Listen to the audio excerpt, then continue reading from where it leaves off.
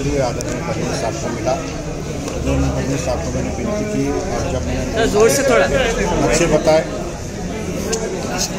उन्होंने तुरंत ही निर्णय उन्होंने लिया। तो मेरा निवेदन था, उन्होंने स्पष्ट कहा कि महानगर पालिका आयुक्त को उन्हें आदेश दिए हैं, आप देख सकते, और उन्होंने अंडरलाइन किया है कि लोगों को मोहब्बत दो। महाराष्ट्र के मुख्यमंत्री कह रहे हैं कि इसको चौकसी होना चाहिए और चौकसी करके उस पर कार्रवाई होना चाहिए, लोगों को मुआवजा मिलना चाहिए।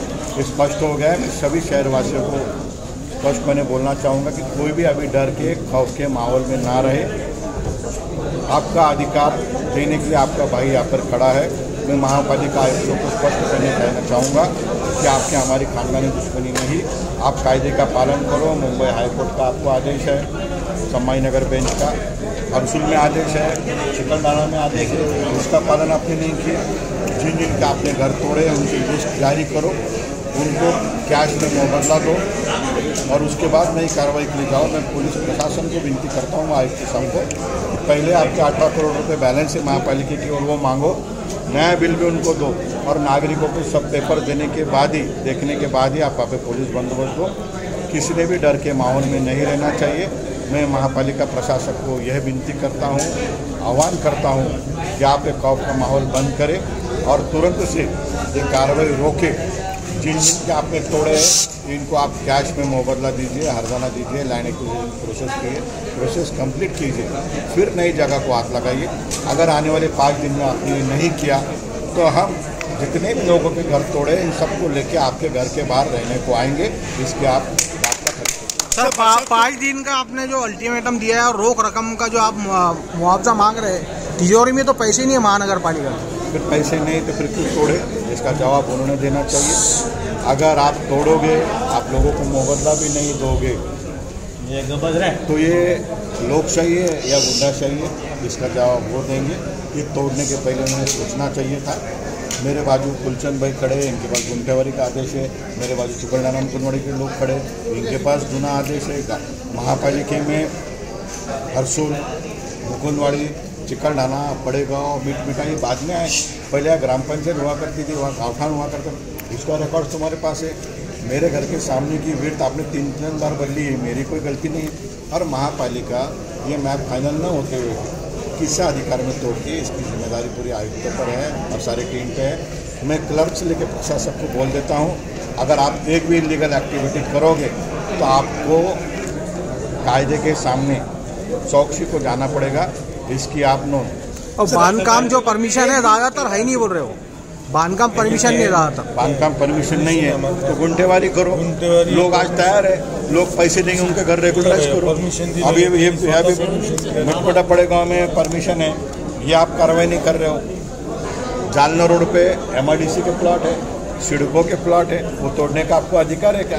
अरे मेरा सवाल ये है कि आपने कौन से अधिकार में तोड़े? बहुत सी जगह बिल्डिंग परमिशन है और जहाँ बिल्डिंग परमिशन नहीं होगी ज़मीन गाँवठान में क्या एने की कॉपी है? ये सबको मेरे को महापालिका आयुक्त को ये बोलना है कि आप इन सब का विचार करो।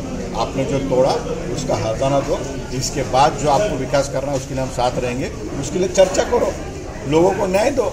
अगर आप न्याय नहीं देंगे, दादागिरी से तोड़ेंगे तो ये अब चलने वाला नहीं। बिल्डर लॉबी को खुश करने के लिए ऐसा किया जा रहा है, ऐसा भी आरोप लगाया बिल्डर लॉबी को। देखिए TDR का रेट जो है इसमें अलग अलग लोग, कोई संजय नगर के लोग अलग बोल रहे हैं, मुकुंदवाड़ी का अलग बोल रहे हैं, जवाहर नगर का अलग बोल रहे हैं। बिल्डर लॉबी का जो सवाल है, किसी किसी का ये बोलना है कि TDR के रेट्स कम करने के लिए हुआ है क्या, या शहर में गवर्नमेंट ऑफ इंडिया से पैसे लाके, क्योंकि 60 मीटर की वेट हुई तो गवर्नमेंट ऑफ इंडिया पैसे देगी।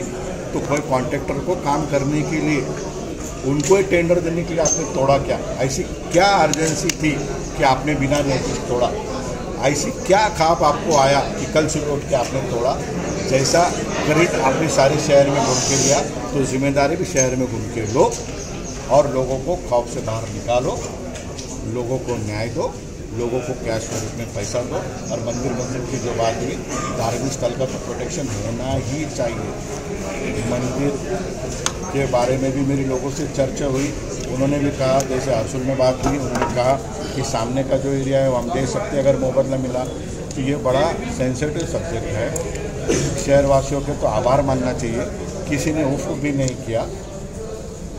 इसका आप गैर अर्थ मत लो। दादागिरी के माहौल में अब लोग नहीं रहेंगे।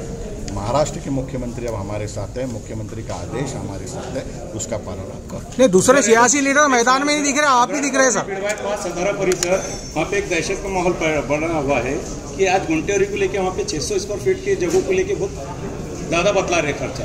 उस बारे में सर क्या कहेंगे? इसके बारे में मेरे को रेट्स के बारे में पता नहीं, मैं सबसे चर्चा करूँगा।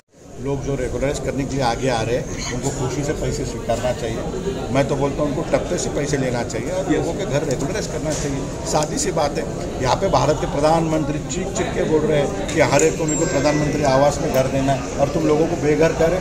महाराष्ट्र के मुख्यमंत्री बोल रहे हैं कि मेरे राज्य में कायदे का पालन होगा और आप हाईकोर्ट के ऑर्डर को फेंक रहे हैं। अरे कर रहे हैं क्या? आप किसके लिए कर रहे हैं? इसका जवाब आप दो। ऐसा मैं यहाँ से सर सियासी लीडर जो है कोई सामने नहीं आ रहा है, आप मैदान में आए हैं।